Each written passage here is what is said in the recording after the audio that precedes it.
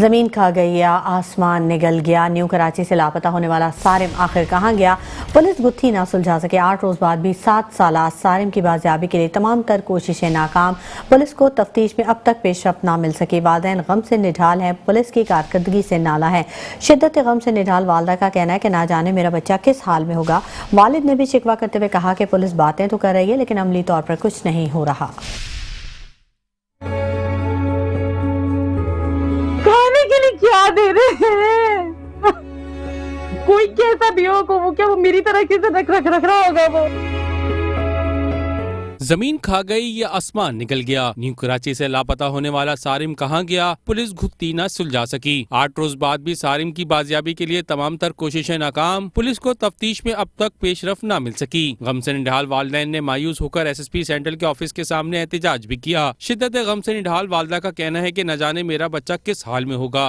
वजीर आज़म, इंटेलिजेंस, वजीर आला, वजीर दाखिला, मेरी उनसे गुजारिश है कि आपकी जो भी सोर्सेज, आपकी जो भी पावर है उनको यूज करके उनके बच्चे के लिए कोशिश की जाए।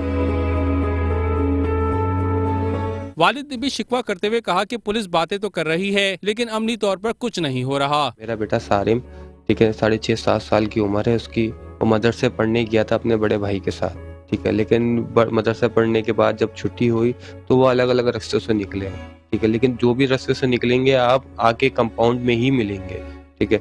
लेकिन जब बड़े बेटे ने देखा कि वो सारिम नहीं पहुंचा तो वो हो सकता है जल्दी पहुंच गया हो घर, तो इसी सोच के अंदर वो घर पहुंच गए। जब नीचे उतरे तो सारिम का सबसे पहले जाके उन्होंने गेट पे मालूम किया कि गेट से तो बाहर नहीं गए, कहीं किसी के साथ चले गए। लेकिन मेरा बच्चा गेट से बाहर किसी के साथ भी नहीं जाता।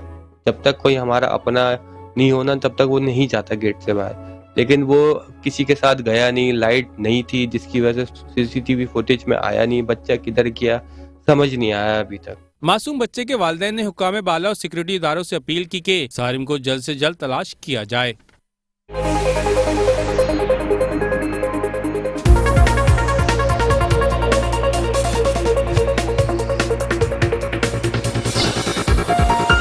मेट्रो वन न्यूज़, हर पल की खबर।